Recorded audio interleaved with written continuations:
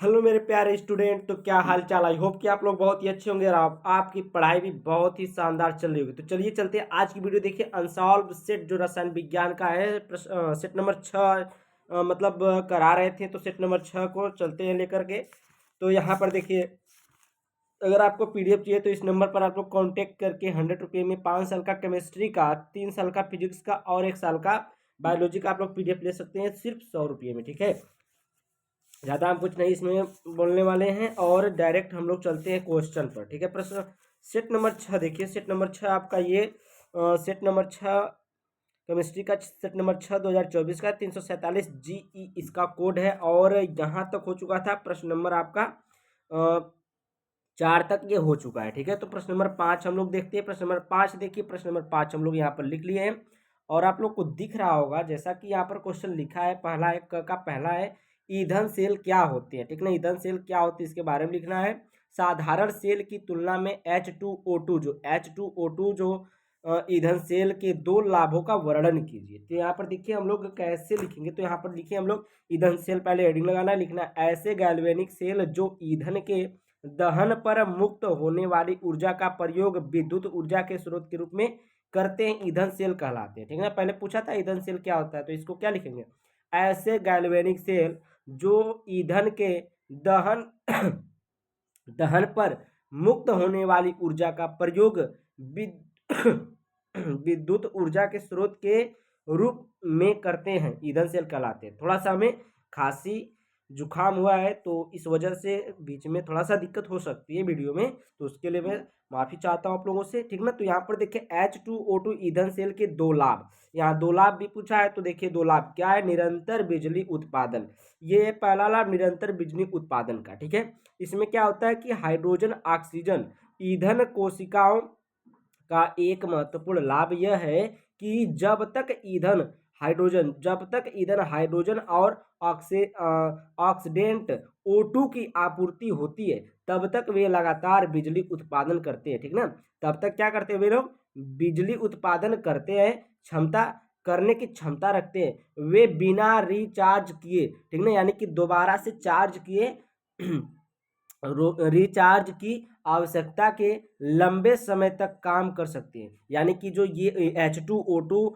वाले ईंधन सेल होते हैं, ये क्या होते हैं, बिना रिचार्ज किए, यानी कि दोबारा से बिना चार्ज किए। ठीक ना, वो क्या करते हैं, लंबे समय तक काम चला सकते हैं। ठीक ना, इनको आवश्यकता नहीं होती है रिचार्ज की। अब देखिए आपका दूसरा इसमें लाभ है पर्यावरण अनुकूलता। ठीक ना, पर्यावरण अनुकूलता में क्या है कि यह यह एक और लाभ यह है, इसमें एक और लाभ देखिए क्या है कि हाइड्रोजन ऑक्सीजन ईंधन सेल प्रदूषण का कारण नहीं बनते। जो आपका हाइड्रोजन और ऑक्सीजन का ईंधन होता है ये इसमें प्रदूषण नहीं होता है। ठीक है, ईंधन सेल प्रदूषण का कारण नहीं बनते हैं। इन ईंधन कोशिकाओं में प्रतिक्रिया के उपोत्पाद उपोत्पाद पानी और गर्मी है। ठीक है, जो इन्हें पर्यावरण के अनुकूल बनाते हैं, जो इन्हें क्या करते हैं, पर्यावरण के अनुकूल बनाते हैं। इसके विपरीत साधारण सेल हानिकारक उत्सर्जन या अपशिष्ट उत्पाद उत्पन्न कर सकते हैं। ठीक है, तो यहाँ तक आपको बहुत ही अच्छे से समझ में आया होगा। ये आपका प्रश्न नंबर 5 का क का पहला वाला का क्वेश्चन का आंसर था। तो यहाँ पर देखिए सेकेंड क्वेश्चन इसमें पूछा है कि निम्नलिखित सेल के विद्युत वाहक बल की गणना कीजिए। विद्युत वाहक बल का इसमें गणना करना है। देखिए मैग्नीशियम ये यहाँ पर सॉलिड है, जब ये सॉलिड रहेगा तो इस पर चार्ज कोई नहीं रहेगा, और यहाँ पर जब चार्ज हो जाएगा तो ये एक्वस के रूप में आ जाएगा, AQ जिसे कहते हैं। ठीक है, एक्वस यानी कि जली विलयन के रूप में। तो ये Mg2+ है, इसकी मोलर है 0.1 मोलर है, और Cu2+ ये एक्वस के रूप में है, इसका मोलर देखिए 0.001 है। ठीक है, और ये Cu जो है सॉलिड है। दिया है कि E0 Cu2+ से ये Cu की इसका मान दिया है +0.34 वोल्ट है। ठीक है, और इसका E0 देखिए Mg2+ Mg का मान दिया है -2.37 वोल्ट। आगे चलते हैं, देखिए नेक्स्ट पेज पर। तो यहाँ पर देखिए हम लोग लिख लिए दिया है, क्या दिया है, देखिए दिया है आपका E0 इतना बराबर का प्लस में दिया है 0.34 वोल्ट। और देखिए इसका जो अगर हम लोग सेल अभिक्रिया लिखा जाए, अर्ध अभिक्रिया जो होती है इसकी सेल रिएक्शन, तो इसको देखिए ऐसे लिखेंगे Cu2+ लिखेंगे और ये Cu जो है इधर आ रहा है, ठीक है, यानी कि +2 से क्या हो रहा है, ये Cu हो जा रहा है, ठीक ना, यानी कि इसमें इलेक्ट्रॉन जुड़ रहा है, ये इलेक्ट्रॉन दिया था, फिर ये इलेक्ट्रॉन किसी से लेकर यहाँ पर इलेक्ट्रॉन जुड़ा है, तब ये क्या हुआ है, Cu न्यूट्रल हो गया, ठीक है, तो इसको बोलेंगे हम लोग अपचयन। अपचयन जिसका होता है उसको हम लोग क्या बोलते हैं, कैथोड। क्या बोलते हैं प्यारे बच्चों, कैथोड बोलते हैं। अब देखिए यहाँ पर उसी तरह यहाँ पर होता है E0 Mg है, Mg+2 है, तो Mg सही है, Mg+2 हो रहा है, इसके दाहिनी तरफ इलेक्ट्रॉन जुड़ रहा है तो इसका ऑक्सीकरण होगा, ठीक ना, और जिसका ऑक्सीकरण होता है उसको हम लोग क्या बोलते हैं, एनोड बोलते हैं। देखिए जिसके बाईं तरफ इलेक्ट्रॉन जुड़ा है उसका अपचयन, उसको क्या बोलते हैं, अपचयन बोलेंगे, और जिसके दाहिनी तरफ इलेक्ट्रॉन जुड़ेगा उसको हम लोग ऑक्सीकरण बोलेंगे, और जिसका अपचयन होगा उसको कैथोड बोलेंगे, और जिसका ऑक्सीकरण होगा उसको हम लोग क्या बोलेंगे, एनोड बोलेंगे, ठीक है। अब देखिए एक फार्मूला होता है E0 सेल बराबर E0 cathode minus E0 anode, यही फार्मूला हम लोग को रखना है। E0 कैथोड, कैथोड का मान दिया है यहाँ पर, देखिए ये वाला जो मान है ना, ये क्या था, कैथोड वाला है, तो ये कैथोड का मान हो गया, ठीक है, E0 कैथोड का मान हो गया, और वो वाला जो मान था वो वाला ये वाला देखिए मान जो दिया है E0 एनोड का दिया है। तो यहाँ पर देखिए मान रखना है, कुछ नहीं करना है, E0 कैथोड का मान रखेंगे तो प्लस में 0.34 है, और माइनस ये बीच में सूत्र में माइनस है, और ये माइनस आपके मान में है, ठीक है, तो यहाँ पर मान जो दिया है माइनस में मान दिया है, देख लीजिए, तो यहाँ पर -2.37 दिया है, ठीक है, तो यहाँ पर रखेंगे हम लोग -2.37, तो यहाँ पर ऐसे रखेंगे, ये माइनस माइनस क्या हो जाएगा, प्लस हो जाएगा, क्या हो जाएगा, माइनस माइनस प्लस हो जाएगा, तो प्लस में 0.34 प्लस 2.37 हो जाएगा। तो यहाँ पर देखिए 7 और 4 जोड़ेंगे तो 11 के 1 होगा, और बचेगा 1, और 3 होता है, और एक हासिल बचा था तो ये 7 हो जाएगा, और ये 2 बचा तो 2 यहाँ पर लिख देंगे, तो E0 सेल का मान कितना आ जाएगा आपका, प्लस में 2.71 वोल्ट आ जाएगा, ठीक ना, तो ये आपका क्या आ जाएगा, आंसर आ जाएगा। अब देखिए हम लोग इस पर नेक्स्ट क्वेश्चन पर चलते हैं। देखिए प्रश्न नंबर 5 का ख है, किसी अभिक्रिया के वेग पर ताप का क्या प्रभाव होता है। एक प्रथम कोटि की अभिक्रिया 10 मिनट में 20% पूर्ण होती है। अभिक्रिया के 80% पूर्ण होने में लगने वाले समय की गणना कीजिए। दिया है आपका log 2 का मान दिया है 0.03010 तथा log 8 का मान दिया है 0.90 और 31। ताप बढ़ने पर देखिए यहाँ पर देखिए किसी अभिक्रिया के वेग पर ताप का क्या प्रभाव पड़ता है। अब देखिए यहाँ पर हम लिखे हैं ताप बढ़ाने पर प्रभाव जो होता है अभिक्रिया पर क्या क्या होता है। यहाँ पर देखिए पहले पॉइंट है, तापमान बढ़ने पर अभिकारकों के बीच अभिक्रिया तेजी से होती है, ठीक ना।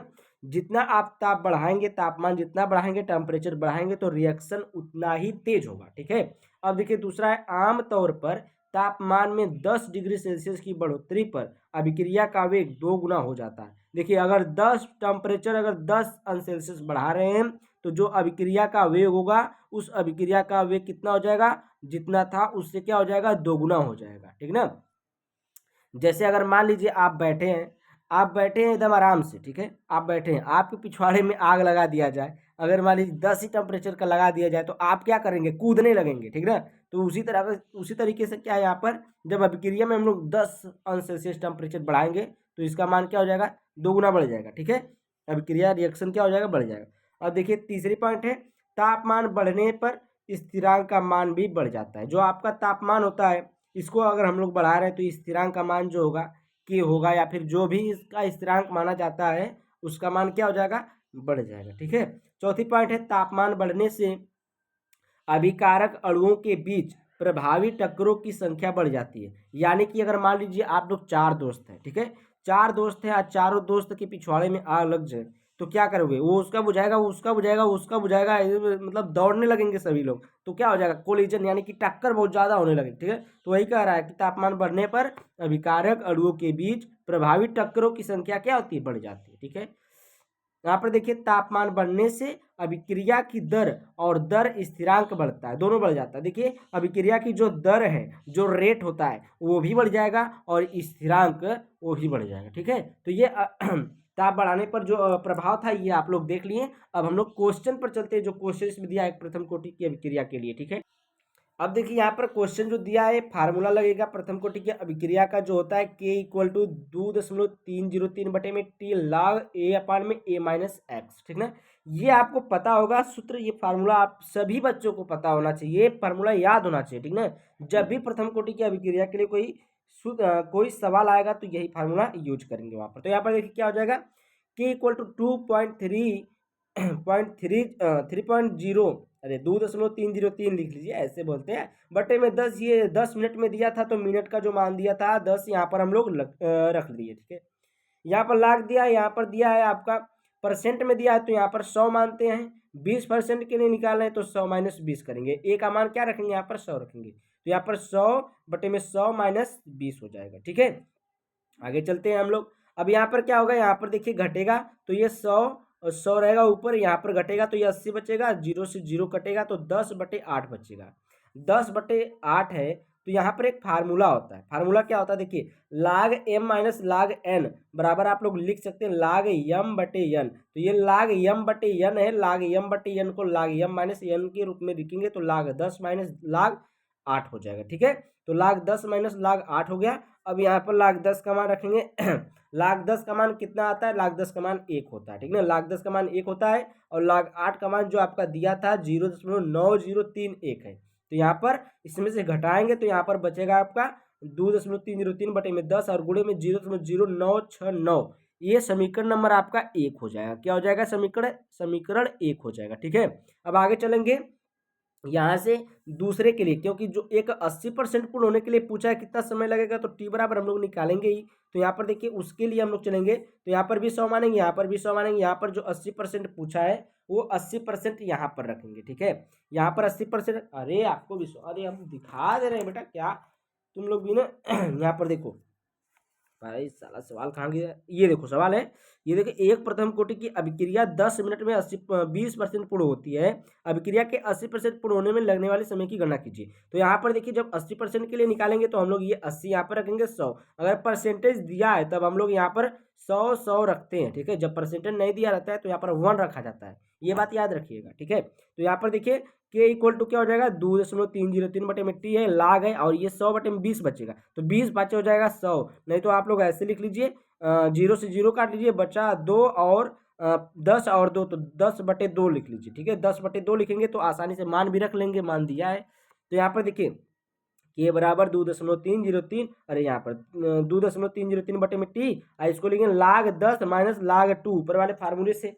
तो लाग 10 और लाग 2, लाग 10 का मान हमेशा ही याद रखिएगा 1 होता है, और लाग 2 का मान आपका दिया था, उसमें कितना दिया है देखिए, यहाँ पर कितना दिया है, तो यहाँ पर दिया लाग 2 का मान दिया है 0.3010 दिया है, तो यहाँ पर क्या रखें 3010 रख दें। तो इसमें से घटाएंगे तो यहाँ पर आएगा गुणे में 0.699 आएगा, ठीक है, इतना आ जाएगा घटाने पर। अब देखिए इसको मान लेंगे हम लोग समीकरण नंबर 2, समीकरण नंबर 2 मानेंगे तो यहाँ पर चलेंगे समीकरण 1 और समीकरण 2 से, क्योंकि यहाँ पर देखिए समीकरण 1 के बराबर आया है, ये भी के बराबर आया है, जो समीकरण 1 था वो भी के बराबर आया है, ये भी के बराबर है, तो दोनों को हम लोग क्या करेंगे, इक्वल कर देंगे। तो यहाँ पर देखिए समीकरण 1 बराबर समीकरण 2 हो जाएगा, ठीक है। तो यहाँ पर देखिए समीकरण 1 बराबर में समीकरण 2 लिख लिए, तो यहाँ पर 2.303 गुणे में 0.0969 गुणे बटे में 10 है, और 2.303 गुणे में 0.0699 बटे में टी है। अब ये 2.303 से कट जाएगा, ठीक ना, दोनों क्या है कट जाएगा, बराबर में कट जाएगा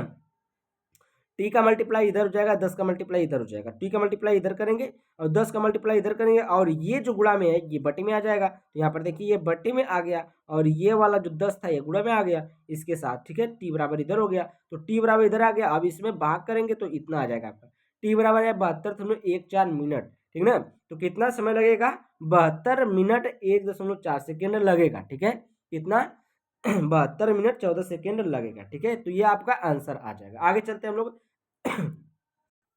तो यहाँ पर देखिए प्रश्न नंबर 5 का ग है, तो यहाँ पर जाएगा CrNH3 है और यहाँ पर 3 प्लस चार्ज है, ठीक ना, अनुचुंबकीय, जबकि NiCN का 4 है प्लस 2 चार्ज है, प्रतिचुंबकीय। संयोजकता आबंध सिद्धांत के आधार पर समझाइए कैसे ये होता है, ये आपको क्या करना है, समझाना है। एक ग का पहला है, एक और होगा इसमें। तो यहाँ पर देखिए क्या है, CrNH3 ये 6 है, यानी कि हेक्सा अमीन है, और यहाँ पर 3 प्लस चार्ज है। तो ये जो आपका अमोनिया होता है ना, जो आपका अमोनिया होता है ये वीक लिगेंड होता है। अगर ये लिगेंड के रूप में देखा जाए तो ये कैसा लिगेंड होता है, याद रखिएगा, ये वीक लिगेंड होता है। ये वीक लिगेंड का मतलब होता है कमजोर, ठीक है। तो ये कैसा लिगेंड होता है, कमजोर होता है, तो वीक लिगेंड है। तो वीक लिगेंड में क्या होता है, देखिए ऑक्सीडेशन नंबर जब इसका निकालेंगे तो +3 आया है, पर यहाँ पर भी लिखा है, लेकिन अगर हम लोग निकाल रहे हैं तो ये +3 ही आएगा, क्योंकि अमोनिया जो होता है, अमोनिया का ऑक्सीडेशन जो नंबर होता है ये 0 होता है, इसका 0 होता है तो बराबर में 3 है, तो बराबर में 3 का मतलब x बराबर 3 ही आएगा, यानी कि ऑक्सीकरण संख्या 3 आया।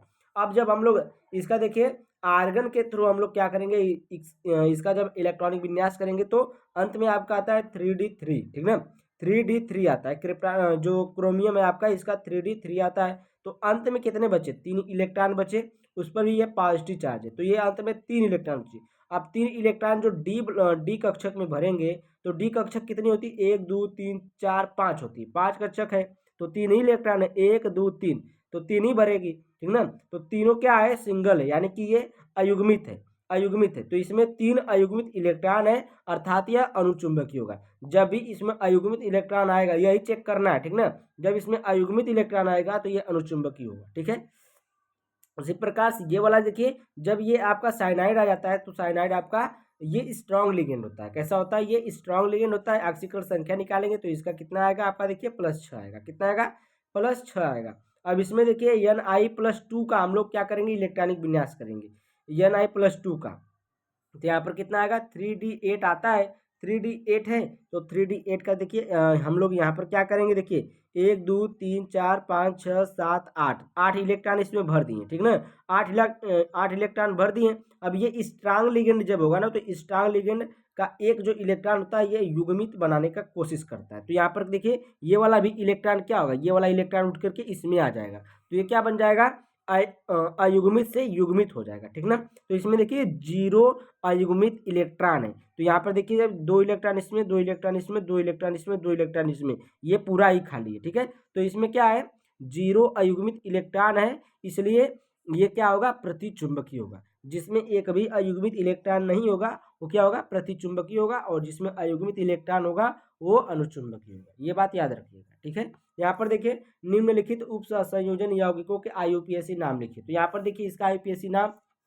हम लोग लिख लिए यहाँ पर। तो यहाँ पर देखिए KSCrH2 है और C2O4 2 है। तो यहाँ पर देखिए पहले हम लोग इसका नाम लिखेंगे जो बाहर होता है, तो ये क्या है, धातु है, धातु का नाम लिखिए पोटेशियम, क्या है, अब ये पोटेशियम 2 रहे, 3 रहे, 4 रहे, बस इसका सिंपल में नाम लिखेंगे पोटेशियम, पोटेशियम लिख दिए। अब देखिए यहाँ पर डाई, डाई किसके लिए, इसके लिए, तो एक्वा, डाई एक्वा, ठीक ना, डाई एक्वा, ये क्या है, ऑक्सीलेटो, तो ये क्या लिखेंगे, ऑक्सीलेटो, डाई एक्वा, डाई एक्सीलेटो, ठीक है। यहाँ पर डाई रहेगा, डाई एक्सीलेटो, डाई एक्सीलेटो, क्रोमेट, क्रोमेट क्या हो जाएगा, इसका नाम क्रोमेट हो जाएगा, ठीक ना, क्रोमेट हो जाएगा। उसके बाद देखिए इसका नाम का है PTCl है, और यहाँ पर देखिए NO2 है, NH3 का 4 है और SO4 है। तो यहाँ पर देखिए इसका नाम लिखेंगे क्लोरो, यहाँ पर देखिए एक ही है तो एक ही क्लोरो, फिर ये नाइट्रो, ये क्या है, नाइट्रो है, ये क्या है, नाइट्रो है, ये देखिए टेट्रा, 4 बार एमीन है तो टेट्रा एमीन, क्या लिखेंगे, टेट्रा एमीन,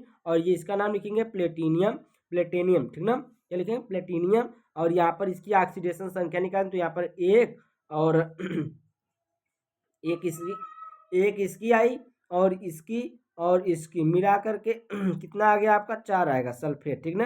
तो इसका कितना है, सल्फेट, क्योंकि इस पर 2 माइनस होता है, इस पर 1 होता है, इस पर 1 होता है, इस पर -1 -1 -2, तो माइनस सब किधर जाएगा, इधर जाएगा, तो 4 हो जाएगा, ठीक ना। तो 4 आएगा सल्फेट, ठीक ना, 4 इसकी ऑक्सीडेशन संख्या आएगी, और ये सल्फेट इसका नाम लिख दिया जाएगा अंत में, ठीक है। यहाँ तक समझ में आया, आगे चलते हैं। अब यहाँ पर देखिए प्रश्न नंबर 5 का घ है, कह रहा है कि फर्स्ट वाला कह रहा है कि न्यूक्लिक अम्ल क्या है, डीएनए की संरचना का सचित्र वर्णन कीजिए। तो यहाँ पर देखिए न्यूक्लिक अम्ल वे जैव अणु होते हैं जो सभी जीवित कोशिकाओं के नाभिकों में न्यूक्लियो प्रोटीन अथवा क्रोमोसोम के रूप में पाए जाते हैं।